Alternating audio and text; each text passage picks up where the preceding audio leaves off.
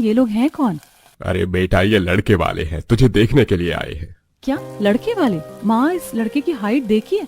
मैं इस लड़के से शादी नहीं करने वाली। हम गरीब हैं, दहेज नहीं दे सकते, इसलिए मेरी शादी नहीं हो रही। तो इसका मतलब ये नहीं कि मैं चलते फिरते किसी भी इंसान से शादी कर लूं। बस बहुत हो गया आप लोगों ने। क्या मुझे यहाँ पर बेइज्जती करने के लिए बुलाया था? अब मुझे भी नहीं करनी इस लड़की से शादी। इतना बोलकर लड़के वाले वहां से चले जाते हैं, जिसके बाद पूजा के माता पिता उससे नाराज हो जाते हैं। इसी तरह कुछ दिन बीत जाते हैं और गांव में दुबई का एक लड़का अपनी जमीन के सिलसिले में आता है। अरे आशा बहन, तुम जानती हो हमारे गांव में एक लड़का आया, दुबई का रहने वाला है वो। मैंने तो सोच लिया मैं अपनी आकांक्षा की शादी उसी लड़के से कराऊंगी, भले ही 10 लाख दहेज क्यों ना देना पड़े। अरे बहन, वो कोई दुबई का रहने वाला लड़का नहीं है। उसके माँ बाप यहीं रहते थे, पर जब वो हुआ तब मेरा दोस्त सुरेश अपने परिवार के साथ दुबई में जाकर शिफ्ट हो गया। गांव में उनकी बहुत सारी जमीन है। बस उसी सिलसिले में विवेक यहाँ आया है और मेरे पास रुका है। और शादी के लिए इतना मत मरो, वो लड़का दुबई में ही किसी से शादी करेगा, ना कि तुम्हारी देहाती बेटियों से। सरपंच की बात सुनकर उस औरत का मुंह बन जाता है। अब इसी तरह से कुछ दिन बीत जाते हैं और जब भी विवेक काम के सिलसिले में बाहर जाता तो गांव की सारी लड़कियां उस चौराहे पर घेर कर खड़ी हो जाती थी।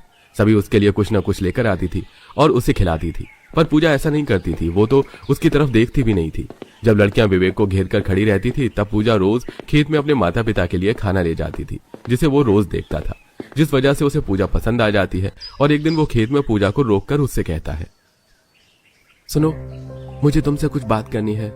मैं तुम्हें काफी दिन से देख रहा हूँ। अगले महीने मुझे दुबई वापस जाना है, पर मैं उससे पहले तुमसे अपने दिल की बात कहना चाहता हूँ। क्या तुम मुझसे शादी करोगी? मुझे पता है कि वो सारी लड़कियां मेरे दुबई वाले स्टैंडर्ड और मेरे पैसे के पीछे हैं, पर तुम उन सबसे अलग हो। तुम्हारा दिमाग तो ठीक है? ये तुम मुझसे कैसी बातें कर रहे हो? मुझे तुमसे शादी नहीं करनी। पूजा की बातें सुनकर विवेक का दिल टूट जाता है और वो हार नहीं मानता और अगले दिन पूजा के माता पिता से उसका हाथ मांग लेता है। और जब पूजा घर आती है तो वो देखती है कि उसके माता पिता काफी खुश हैं। मेरी बेटी के तो भाग्य खुल गए। अब मेरी बेटी भी दुबई में रहेगी। मेरी गरीब बेटी को दुबई वाला अमीर ससुराल मिल गया। अरे आशा, अब बस बेटी को लाड प्यार ही करती रहोगी या फिर शादी की तैयारी भी करोगी? कुछ दिनों में हमारा दामाद हमारी बेटी को लेकर दुबई चला जाएगा। क्योंकि आशा और विनोद को विवेक के बारे में पता था, इसलिए वो आंख बंद करके अपनी बेटी की शादी विवेक से करवा देते हैं। और अपने माता पिता की खुशी देख पूजा भी कुछ नहीं कहती। कुछ ही दिनों बाद विवेक हवाई जहाज में बैठा कर पूजा को अपने साथ दुबई ले जाता है, जहां पूजा के ससुराल वाले पूजा को देख बहुत खुश होते हैं और उसे गले से लगा लेते हैं। मुझे अपने बेटे पर गर्व है जो मेरे लिए इंडियन लड़की लेकर आया। मैं हमेशा से चाहती थी कि मेरे घर की बहू कोई इंडियन हो, इसीलिए जब विवेक ने मुझे तुम्हारे बारे में बताया तो मैंने फट से हाँ कर दी। सही कहा शांति तुमने, वरना मैंने तो यही सोच लिया था कि यहाँ रहकर अब हमें बहू भी यहीं की ढूंढनी पड़ेगी। माँ पापा, आपको अपनी गांव की गवार इंडियन बहू पसंद होगी, पर मुझे तो अपने लिए दुबई की ही कोई भाभी चाहिए थी, इसलिए मैं इस लड़की को बिल्कुल नहीं अपनाने वाली। कृतिका अपनी भाभी को देखकर नाराज हो जाती है और वहां से चली जाती है। तो वहीं शांति अपनी बहू को अपना बड़ा सा घर दिखाती है। बहू, ये हमारा दुबई में बड़ा सा घर है, ये हॉल है, अच्छा है ना? आगे चलो, गार्डन दिखाती हूँ। ये देखो, ये है गार्डन, इसमें स्विमिंग पूल भी है। तुम भी स्विमिंग करना विवेक के साथ। चलो अब रसोई दिखाती हूँ। ये है रसोई, फुल मॉड्यूलर है। रोटी बनाने से लेकर मसाला पीसने तक सारी मशीन है यहाँ। हम बाकी रीति रिवाज तो नहीं कर पाए, पर तुम्हारी पहली रसोई जरूर पूरी करेंगे। अगले दिन पूजा की पहली रसोई होती है, जहां वो अपने परिवार वालों के लिए देसी खाना बनाती है, जिसे खाकर पूरा परिवार बहुत खुश होता है। और विवेक अपने माँ बाप के साथ मिलकर पूजा को कुछ सोने के गहने देता है। ये मेरी तरफ से तुम्हारे लिए सोने की रिंग, माँ की तरफ से सोने का हार, पापा की तरफ से सोने के कड़े। यहाँ दुबई में सोना बहुत अच्छा मिलता है ना, तभी तो माँ ने तुम्हारे लिए सब सोने के गहने बनवाए हैं। ये सब तो बहुत महंगा है। नहीं बहू, कुछ महंगा नहीं है। यहाँ सोना किफायती दाम पर मिलता है, इसीलिए तो हम हर समय सोने से लदे रहते हैं। और अब तुम दुबई में हो तो सोना दुबई की पहचान है। तुम्हें भी हमारी तरह सोना पहन के रहना पड़ेगा। अपनी पहली रसोई में इतना महंगा तोहफा लेकर पूजा बहुत खुश होती है और अब वो भी सोने में लदी रहती है। अब इसी तरह कुछ दिन बीत जाते हैं और एक दिन शांति अपनी बहू को दुबई की फेमस गोल्ड शॉप पर लेकर जाती है और उसे और गोल्ड ज्वेलरी दिलाती है। बहू देख, मैंने तेरे लिए ये गोल्ड का सेट, ये कमरबंद और ये गोल्ड का नकाब पसंद किया है। अब तेरे पास और गोल्ड होगा। भैया ये सब पैक कर दो और बिल बना दो। थैंक यू माँ जी, ये सब बहुत सुंदर है। इसके बाद दोनों सास बहू गोल्ड लेकर घर आती हैं। अब अगले दिन जब कृतिका अपने दोस्तों के साथ घूमने जा रही होती है तो शांति अपनी बेटी को रोक लेती है और अपनी बहू को वेस्टर्न कपड़े पहनकर आने को कहती है और अपनी बेटी से कहती है, तुम्हारी भाभी अभी यहाँ नहीं है, अपनी भाभी को अपने साथ बाहर ले जाओ, दोस्तों से मिलवाओ, दुबई घुमाओ, बुर्ज खलीफा दिखाओ यहाँ का। माँ, आपका दिमाग खराब हो गया क्या? आप मेरी इंसल्ट करवाना चाहती हो? भैया को बोलो, वो घुमाएंगे ना। बहन मैं इतने दिनों बाद आया हूँ इसलिए काम बहुत पेंडिंग है तो थोड़ा बिजी हूँ, अभी तू ले जाना, बाद में मैं ले आऊंगा। और अगर तुम अपनी भाभी को अपने साथ बाहर नहीं लेकर गई तो तुम्हारा घर से बाहर निकलना भी बंद हो जाएगा। अपने पिता की बात सुनकर कृतिका मुंह बनाकर अपनी भाभी को अपने साथ बाहर ले जाती है, जहां वो अपनी भाभी को सबसे पहले बुर्ज खलीफा दिखाती है। आंखें फाड़ कर देख लो, ये है दुबई का बुर्ज खलीफा, दुनिया की सबसे ऊंची इमारत। ये तो सच में बहुत ऊंची इमारत है। मैं तो गर्दन उठाकर भी पूरी तरह से इस बिल्डिंग को नहीं देख पा रही हो तो अब चलो यहाँ से, मेरे दोस्तों का फोन आ रहा है। मेरी एक फोटो खींच दो नंद जी बुर्ज खलीफा के साथ। लाओ खींचूं आपकी फोटो। इतना बोलकर कृतिका अपनी भाभी की बुर्ज खलीफा के साथ फोटो खींचती है और फिर दुबई के बड़े बड़े रेस्टोरेंट में जाती है, जहां वो दोनों अपने दोस्तों के साथ फोक और चॉपस्टिक से खाना खाती हैं। पर क्योंकि आज से पहले कभी भी पूजा ने फोक और चॉपस्टिक देखा भी नहीं था, इसलिए वो खा नहीं पाती है। Kritika, your brother has married this uneducated जिससे चॉपस्टिक से खाना भी नहीं आता। I can't believe. हाँ यार, अब क्या करें, एक तो गंवार, ऊपर से मेरे घर वालों ने भी इस सरदर्द को मेरे सर मर दिया है। अब झेलना तो पड़ेगा ही, कर भी क्या सकते हैं। अपनी नंद और उनके दोस्तों की बातें सुनकर पूजा को बहुत बुरा लगता है और शाम को पूजा अपनी नंद के साथ घर आती है और पूजा का उतरा चेहरा देख विवेक उससे कहता है, तुम इतना दुखी क्यों हो?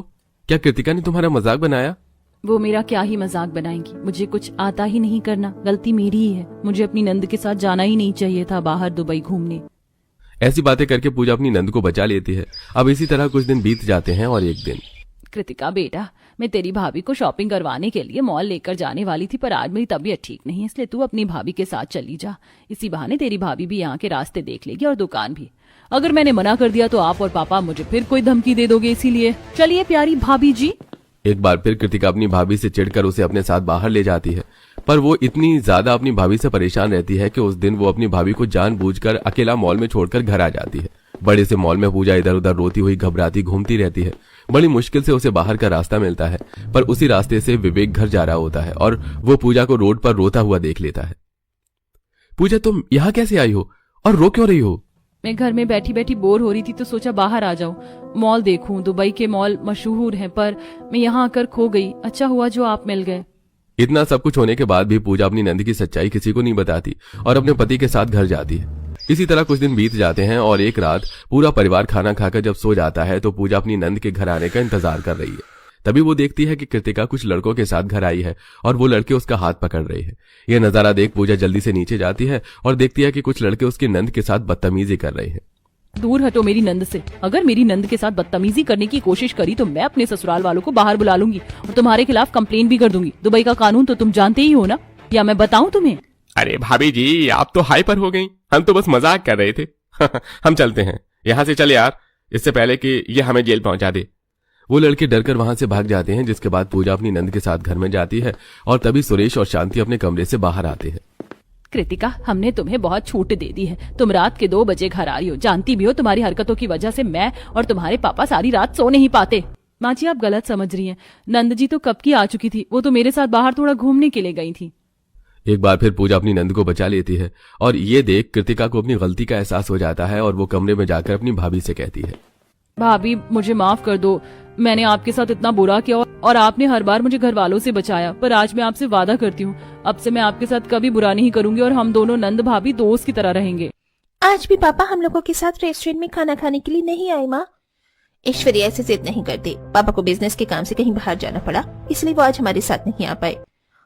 माँ। अगले दिन सुबह ऐश्वर्या अपने दोस्त की रागिनी के साथ कॉलेज से घर आते वक्त उससे कहती है, कल मैं अपनी फैमिली के साथ एक बहुत बड़े रेस्टोरेंट में डिनर करने गई थी। क्या बात है, बड़े रेस्टोरेंट में? सही है यार, तेरी लाइफ तो बहुत मस्त है, हर दिन कहीं ना कहीं जाती रहती है।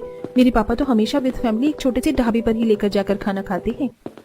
तू लकी है जो तू अपने पापा के साथ टाइम स्पेंड कर पाती है। छोटी सी ढाबे पर ही सही, पर विद फैमिली खाना तो खाती है ना।